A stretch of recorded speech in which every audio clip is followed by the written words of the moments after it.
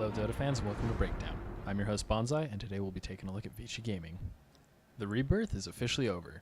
Vici Gaming Reborn has taken on the title of the primary Vici Gaming squad and officially dropped the Reborn suffix. In this event they are replacing LGD's original squad, which disbanded. Vici Gaming had a disappointing TI6, finishing in the bottom 4, largely attributed to having to play with their coach Mikasa rather than Yang, who could not get his visa approved in time. Vici Gaming has also changed their mid laner, Nono, with the up-and-coming Ghost. Lucky for Vici, MDL will be in China, so we won't have to break down their visa applications. However, we can examine their gameplay. Joining me to do that is one of Dota Buff's top writers, Skim. How's it going, Skim? Hey, thanks for having me. I'm doing fine.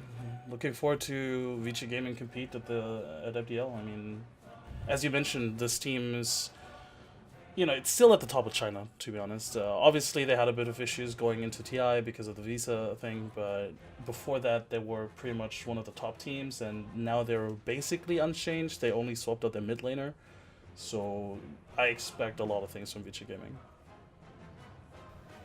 All right, so you think that the choice to stay together with their roster was definitely a good one? You think that, they didn't get to show their stuff at TI just because of that issue with the visa and that they're a much, much better team than that bottom 4 finish? I do think so. I mean, if we just look at the lineup, they have so many valuable players there, and I think it was a really good decision to stay together because I personally value a lot of these players on an individual level very highly. I think End, aka ZYF, aka whatever you want to call him, I mean, he's had so many names. He is probably the next How, or he already is a How in terms of carry capability, right? He's such a very strong individual player, and the same applies to Yang. Yang is one of the standout players on the team. He was a bit inconsistent at the beginning of the squad, but in the weeks leading up to TI, the terrifying run that they had, which made people realize that this is a team to look out for, that's when Yang stood out and he carried his team almost. So I think it's really good that they stayed together because they realized, alright, TI was a fluke, we weren't able to show our true strength. We had Mikasa as a coach, who's technically also a stand-in, right? And then even Nono, who they didn't feel comfortable playing with anymore. I mean, if you go into TI and already have the mindset, all right, we rather play with our coach Mikasa than with our actual mid player Nono, and then you still have to play with him, I think that's gonna hold back the team a lot. So I think they told themselves at TI, all right, this was just a fluke. Let's go into the next season with the same roster. Let's make some improvements. They brought in Ghost, and personally, I think they have a lot of potential. I mean, obviously a lot will write on whether or not Ghost can perform at the level they want him to, or they need him to. But still, the team is as strong as it ever was, and potentially could be even stronger because they've stayed together and they have that head advantage over other teams. So you think that going to this event, that's one of their top keys that, fans of Vici Gaming should be really hopeful because they've got this great roster. They definitely look like they're on top of China. They're very young. They're still developing, and they've got a great ceiling that they can hopefully reach at this event. Is there anything else that you think that fans should be hopeful about, or something that you really personally like about the team? I think definitely Ghost. I mean, I know I've been talking about him a lot, but I think this will definitely be something that fans should look out for, whether or not he can compete at the same level as other top tier mid laners. If you look at the teams that are there's going to be a lot of very very strong people, strong players like Mid One, for example, established players, Arteezy, Somail, those kind of caliber. Whether or not he can fare up against them, but in general, I think just seeing the team play as a team again. If you look at TI, you could tell that they're not really a team. They're just 5 players that play Dota, but Vici Gaming or Vici Gaming Reborn at the time, they're so much more than that. So I think could just look forward to them regaining their strength almost, I want to say, because again, leading up to TI, it was a strong contender, was one of the top Chinese teams, and I think this is something that people should look out for, that they're going to reclaim that spot at the top of China. And sure, they have a rough group. I think EG and OG is a rough draft. Obviously, MDL is a stacked tournament in general, so there's not really an easy ticket out anyway, but I think this will be a good showing for them, and considering that EG and OG are new teams as well, I think personally, I think Vici Gaming should go into this game or into this group as the favorite, because they have stuck together as a roster, so they should be considered the favorites. But I think they also have very much the potential to live up to that to those expectations. Okay, so you know, that if you feel that they're going in as the favorite, what do you think that they should really be, that might be something that they're going to need to overcome, or that they might not even be able to overcome it, and, you know, they might place poorly because of? I think that they still need to. Well, if we look at the competition they've had these past weeks, I mean, obviously the roster shuffle is still brand new, and it pretty much applies to everybody that nobody has really had any high level competition, right?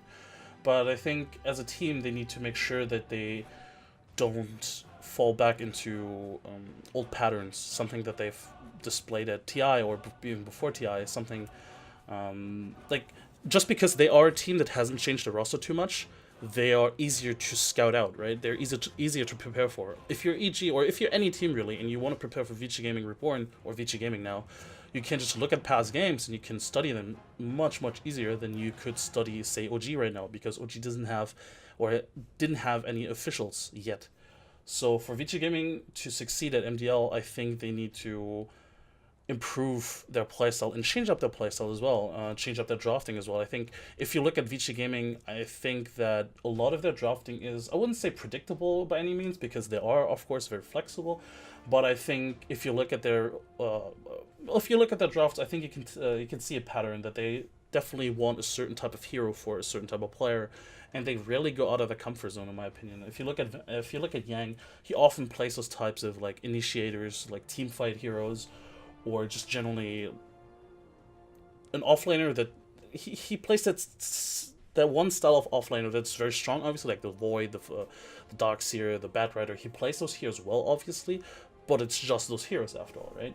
And I think this is something that they need to improve on or need to look out for, that they don't shoehorn themselves into this one playstyle that they have, or these types of playstyles that they have accustomed to make sure that they don't get figured out too easily. Because once again, they are one of the few teams that you can technically just go 2 months back and check out their replays and still figure them out. So what would you say is the like biggest key for the team, like a sort of X factor where if it goes well, they're going to do great. You know, they might win the entire event if this, you know, 1 or 2 things goes well for them. And if it doesn't go well for them, they're just in trouble and they might finish in the bottom 4.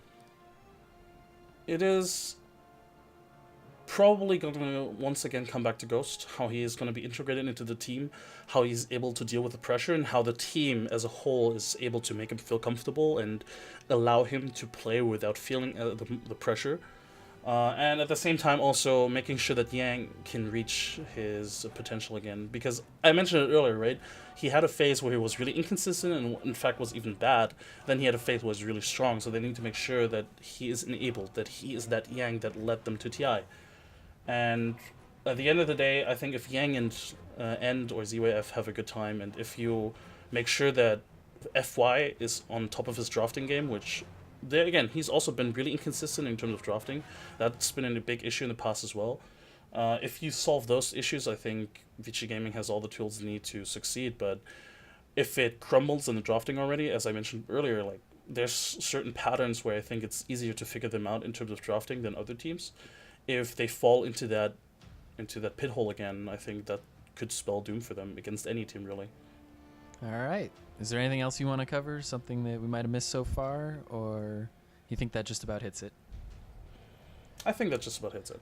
I think definitely like attention will be on Ghost, just to reiterate that. He is definitely going to be the player that everybody's going to look out for. And I would not be surprised if Vici Gaming pulled out some crazy stuff where they make sure that the attention is not on him. Say, pull some crazy draft for the carries or for the offlaner, make sure that the pressure and the attention is not onto the mid laner, making sure that, you know, let the others who have more experience in this environment shoulder the pressure. But other than that, I think Vici Gaming again is going into the tournament, or into the group at least as favorites. All right. So where can anyone watching this video find you? I know they can read your articles on Dota Buff, but how can they find you on Twitter and other places? Yes, for all my writing pleasures, go into dotabuff.com, and otherwise you can find me on Twitter at Skim Gaming. That's pretty much it, actually. All right, perfect. Thank you for coming on, Skim, and I hope you enjoy watching MDL, and we'll see where Vici Gaming winds up. Thanks for having me. A big thanks again to Skim for being on this episode of Breakdown with me. Remember to take a look at his work on Dota Buff. Let's get a short recap of what we just covered. Vici has an incredibly talented roster that made limited changes during the shuffle, which should allow a return of their team's synergy. What might hold them back is a lack of recent high-level competition. Alongside that, if they can't leave their comfort zone to reinvent themselves and fall into old patterns and get predictable, they'll struggle against most teams. For X Factors, the integration of Ghost can be a huge challenge, but could also go very, very well for them. The other question is which Yang shows up to this event, as he could be very good or very bad. And finally, FY's ability to draft unpredictably, as mentioned earlier, could have a huge impact on their ability to perform in this event. I pulled the analysts who've joined me and a couple who couldn't to see what they thought. Remember that these predictions are with very limited data, so they should be taken with a grain of that salt all Dota players carry with them. Vici was placed in the top 3 by every one of our analysts except for our favorite esports physical therapist and analyst, Lurkaderp. The high rankings they received has their median rating placing them in the top spot of this tournament. Can Vici Gaming live up to the high expectations here? Tune into MDL to find out. I'm Bonsai, and thanks for watching Breakdown. Let me know if you agree or disagree with our analysts with a comment here or on Twitter. If you enjoyed the show, please rate and subscribe. If you have any feedback for the show, you can comment here, tweet, or email me. Huge thanks to my partner Jonas, who created our graphics and helped produce this show.